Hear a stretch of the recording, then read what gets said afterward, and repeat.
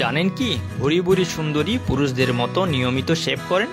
এখনই নারীদের যদি বলা হয় আপনারাও দাড়ি কামান, তাতে ত্বক থাকবে কোমল এবং ইয়াং, বিশ্বাস করবেন? হলফ করে বলা যায় শতকরা 95% মহিলারাই বলবেন একেবারে হুয়া খবর। আগে যাক, বিশ্বের অন্যতম সেরা সুন্দরী মহিলা এবং বিউটি এক্সপার্ট হুদা একথা জানিয়েছেন। মেরিলিন মনরোরা, এলিজাবেথ টেলরের মতো ডার্ক সাইডের সুন্দরীরাও শেভ করতেন, জানেন কি? তবে যেমন তেমন ভাবে করলে চলবে না। হুদা জানান এর বিশেষ একটি পদ্ধতি রয়েছে, তবে মুখে শেভিং ক্রিম বা ফোম মেখে করলে চলবে না। পুরুষদের ক্ষেত্রে যেটা খাটে, মহিলাদের ক্ষেত্রে তা খাটে না।